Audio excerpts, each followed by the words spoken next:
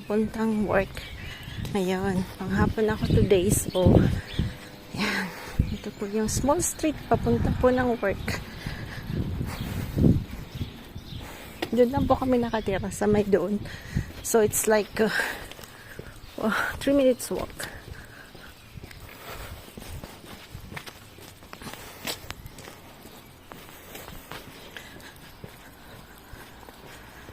Tapos, big road.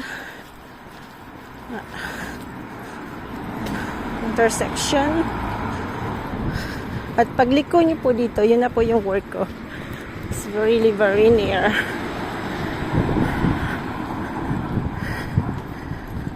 Yan, yung may gasoline station, yan na po yung work ko. Yan na, yung gasoline station na yan. Ano po ako. Bago po ako umalis ng work na 10. Magpiprepare po ako ng uulamin nila mamayang gabi. At ganyan po yung buhay namin ng ganyan. Kasi syempre si Frankie hindi naman po siya masyadong sanay sa pagluluto na po. Pero nagluluto po siya. Kaya lang syempre mas gusto niya pa rin pag ako po yung nagluluto.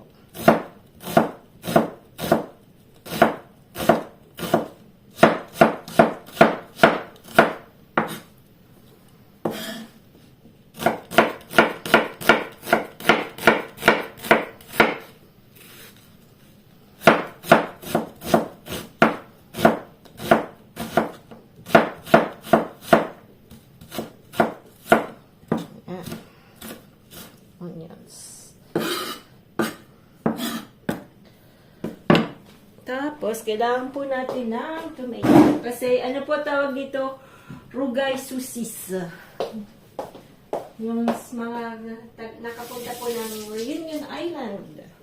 Yan po tawag nila dyan. Rugay. Na sausage.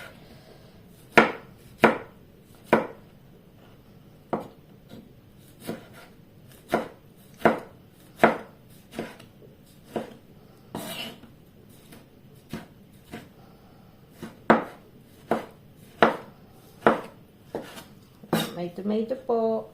Lalagyan po din natin ng nagpapabango po yung bell pepper na po. So, ayan.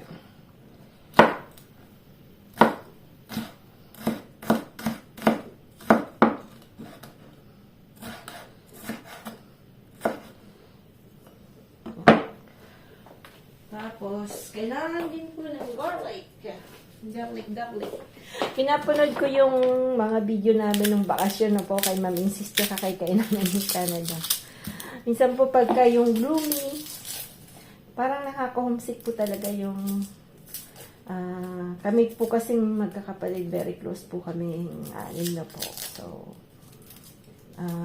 kahit na ngayong matatanda na po, syempre, sino pa naman pong ang tawag nito, sino naman pong ang kayo din po din magkakapatid. Siyempre, yung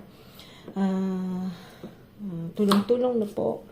So, moral mo. Yan. So, siyempre, maganda po yung, pag madami po kayong siblings na very close po sila. Yung, ano pa lang po sila, bata pa lang po sila. Yung, anuhin nyo na po, palakihin nyo na pong lagi pong kailangan pong magtulungan, yung walang inggitan, yun. Kasi minsan mas very sad, which is true, na marami pong family. Hindi lang po sa Pilipinas na po, kahit sa ibang bansa na nagkakainggitan kasi si ganyan, si ganito may ganyan. I mean, it's only materials. Mas maganda po yung, kasi na yung pag may anak po kayo, maganda po yung talagang pinalaki nyo pong yung may love, di ba po? Kaya yan si Osh tsaka si Sam, lagi kong sinasabihan pagka kinukulit niya yung kapatid niya, sabihin ko, ikaw Sama, pag wala na kami dito ni Papa mo, alagaan mo sa atin mo, ha? We always say that. Kasi syempre, ngayon pa lang, dalawa sila. Syempre, kailangan magmahalan silang dalawang magkapatid. Ayan, gagamitin natin tong aking tawag nito.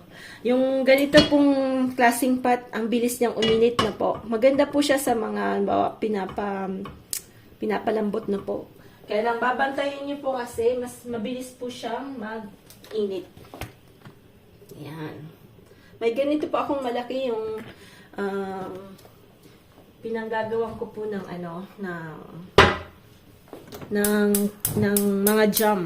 Yan. Next summer, magja-jam po tayo. Yung gumawa po ako ng, tawag nito, ng apricot jam. Kaya lang hindi ko yun na video no kasi ano po yun madalian na napagagawa ko ng jam kasi paalis po kami papuntang Pilipinas na po. So minadali ko lang po yun. So ito up. Just dito ulit tayo sa kabila. Kasi wala tayong cameraman. Hahatiin natin yung sausage na po.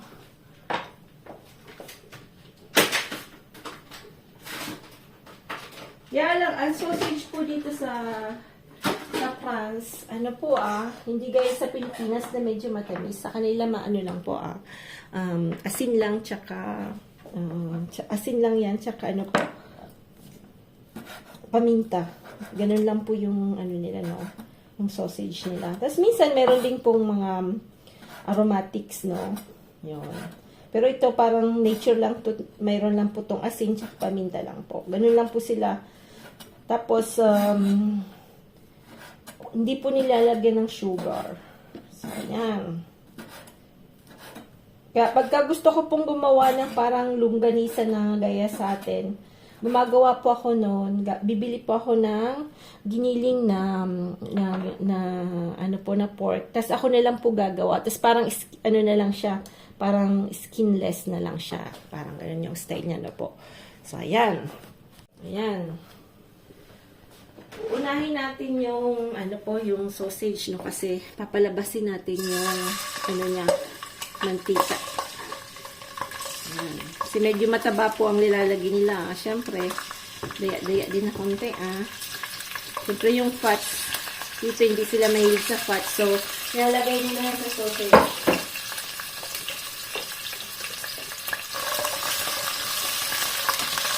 Nakadami yata yung oil ng nanay.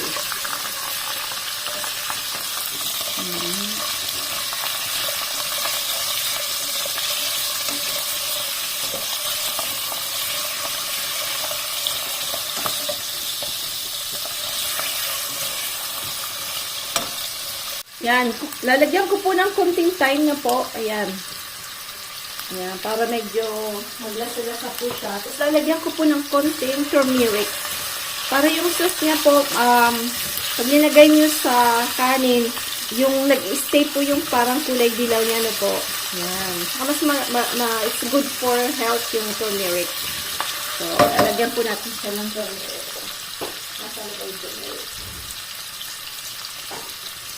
Ang tawag po ng turmeric sa France is curcuma. Ayan, curcuma. So, lalagyan natin ng konti lang naman po. Ayan. Yung mga spices po, lumalabas po yung pagka-aromat niya, pagka yung dinigrill niya po ng konti, no? Parang lalagyan niya sa lumalabas po yung pagka-aromatic niya na po. Nakita ko lang po doon sa YouTuber na Chinese. Hindi ko na ngayon napapanood. Kasi syempre, mga sinusuportan nyo na yung maliliit na vloggers. Hindi ko na yun kasi, po yun, YouTuber na, she got like, 20 million abone subscribers. So, lagi ko po siyang pinapanood kasi marami po akong technique sa pagluluto na nakukuha sa kanya. But now, since I don't have time, yung mga maliliit pong vloggers yung sinusuportahan natin, syempre, lalo na po sa Pilipinas. Alam ko pong kami naman po dito sa ibang bansa, I mean, hindi naman sa, syempre ako naman po may work. Parang, ko lang po, pastime ko yung pagbablog. At the same time, nakikita po ni Mama yung araw-araw namin na buhay dito sa France na po. Masaya po yung ito sa Pilipinas na nakikita kami. Although yung mga bata, hindi masyadong nagpapakita sa, lalo na si Sam, hindi nagpapakita masyado. Yan, lalagyan ko yung garlic. Kita ba? Ayan. Lapit-lapit natin yung camera, no? Ayan. Tapos yung, sabay na natin yan. Pwede na yan. Okay. Nangangawit na si Manay. Laki kasi nung ano eh. Tuktukan ba? Yan, bango po. Kasi sa kanin pa lang po, sarap na siya kasi may sauce. So, kailangan po natin to medyo anuhin. Yung onions, mas masarap po pagka yung nag-melt siya ng konti, nagba-brown-brown. Kasi lumalabas po yung lasa niya na po. So, ayan. Lalagyan po natin ng Knorr cubes na chicken. Para may lasa na po. So, ayan.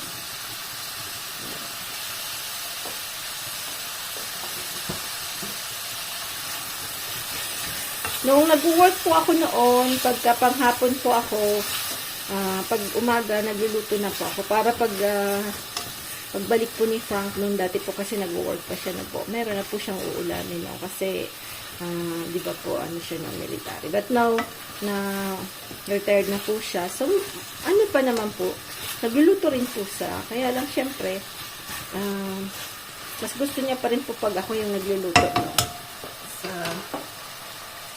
Mas gusto niya pa rin yung, syempre, pinagluluto mo si Mahal. Iba yung luto ng Mahal. Joke. Yan. So, isisimmer lang natin yan ng mga, ano po. Tapos, lalagyan natin ng tomato sauce na po. Yan. Ang tawag po nila dyan is fugay susis. So, lalagay natin ng tomato sauce. Minsan, mas maganda po yung may pulps, no? Pulp ba tawag dun? Kaya lang, wala kaming ganyan eh. So, tomato sauce na lang po lalagay natin. Yung ano na to. Oh. Yan.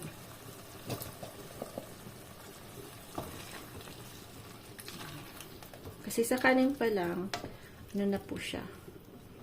Panalo na. Tapos lalagyan na lang natin ng konting anghang. Para, pag may mga sauce, mas masarap yung may anghang. Siyempre, yung mga ayaw sa maanghang, wag na. Facultative naman po yung anghang, siyempre. Kaya lang, yung anghang kasi nakakapangpagana. Yun. Kahit konti lang, sanayin nyo pong konting anghang. Kasi, masarap talaga yung medyo may kabit na konti. I mean, ayan. Tapos, siyempre, lagyan natin ng konting, yan. Anong oras na ba? 10:09. 1 o'clock po pasok ko hanggang 8 o'clock. Ayan. Yan na po yung ating fugay susis. Pwede naman pong lagyan ng carrots, ng green. Yung kanya-kanyang gusto naman po yan. So, lalagyan ko po yan ng zucchini. Kasi gusto po ni Frank ng zucchini. Si Osh naman ayaw niya. So, pwede naman niyang piliin na walang zucchini. Ayan. Sisimmer lang natin yan. Tapos, mamaya okay na yun. Sibot natin, no? Yung sibot po, linagyan ko ng pepper. Tsaka isang maliit na dried na sili na po. Para medyo, ano po siya, may kabit na konti. Pag yan nakita ni Inay sa Pilipinas, sasabihin niya kay Ma'am Insis, oy, magsibot din tayo, ah. Kasi si Iping nagsibot sa France, so magsisibot din yon. Tingnan natin, gaya-gaya po tamaya yan si mama ko. Shout out sa nanay kong malapit nang pumunta po ng France, ng Canada, ng Canada po. Ayan. Lalakarin na rin po namin yung papers niya papunta dito. So, hopefully, sana makapunta siya dito next summer na po. So, yan. Siguro, papalampasin muna natin na makabalik po sila sa Pilipinas, no? Kasi kailangan po nila pumunta ng embassy, ng French embassy. Nasa Makati po yung French embassy. So, ayan. So, kailangan po lang namin ng parang paper na galing sa Mary, tawag dito na po, sa parang mayor's office, saying na, asking na we were inviting her na pumunta po dito sa France. Ayan. So, dito naman sa amin, may kilala po kami na nag-work sa sa ano po, sa mayor's office. So, mabilis lang po yun. Yan po yung ating uulamin today. Sa sibot, yung mga hindi pa po nakakilala ng sibot, natanggal ang aking band-aid. Nasugatan po ako kanina. Yan, yung zucchini. Kalahati lang kasi yung mga bata, hindi po sila mahilig sa zucchini.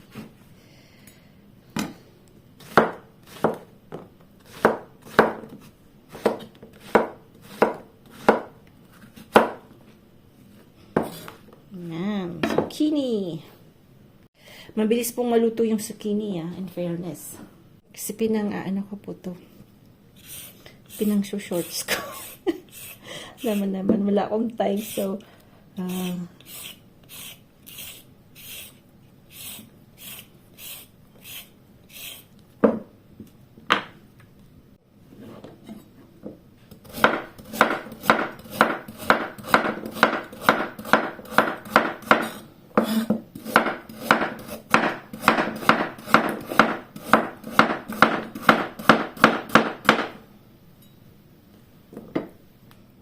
mas matagal po siya maluto kaysa sa zucchini.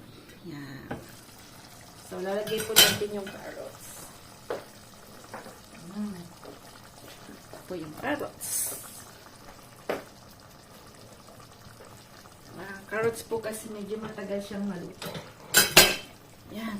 Yan lang po ang ating uulamin. Tapos, yung pork chop. Mamarinate ko lang po yun. Yan. Pero pag gusto nyo pong medyo yung sauce niya mapula, you can put, palagyan po natin ng nito. Ito po, tomato paste, no? So, kung gusto nyo po ng medyo malasa yung tomato niya, lalagyan nyo po lagi ng tomato paste. Siyempre, dadagdagan natin yung sabaw. Magiging more stickier po siya. Yan. May gising na bata.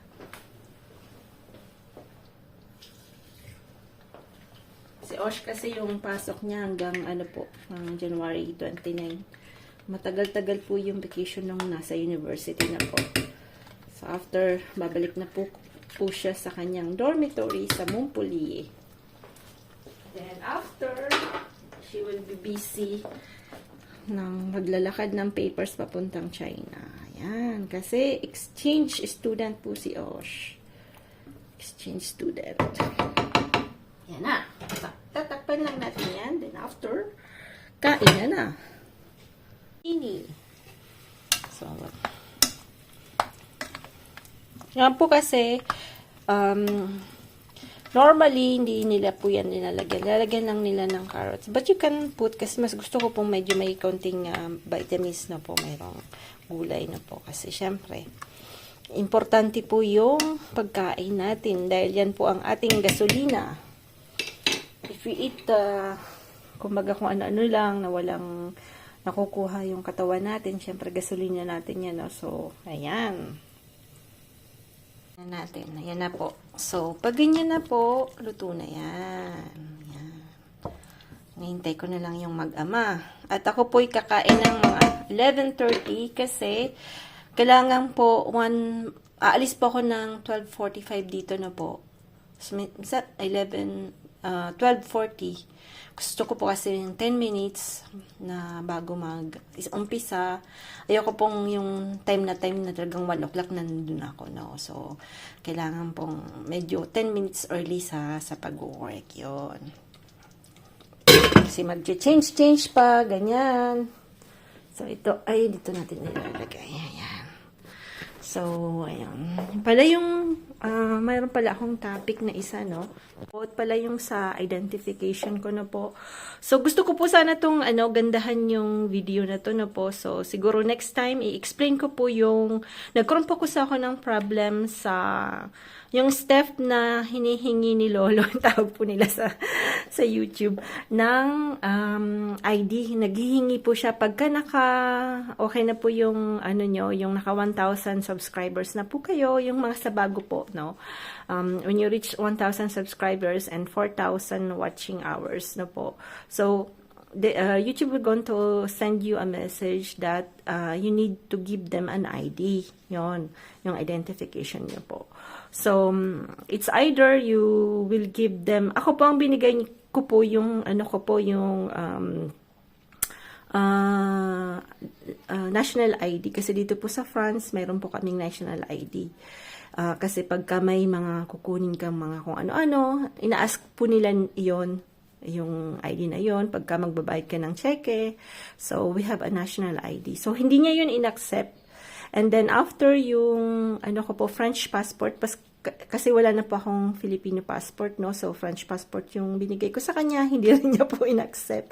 Then, after, mayroon po akong driving license, hindi niya rin po in-accept. So, the thing is, yung tatlong ID na po yun, sa case po ko, yung bahay po namin na to, yung address ng bahay na to, kababili lang po namin yung house, so we have a new address.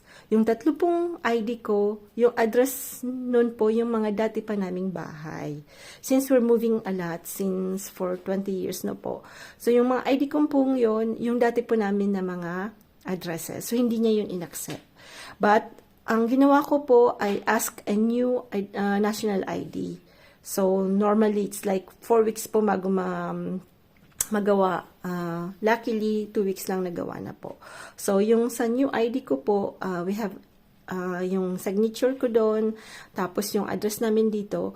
Wala pa ngang, sabi ni Frank, nung si Frank po kasi yung nag-submit, no? So, when sinubmit niya po yon, wala pang 10 seconds, accept ka agad.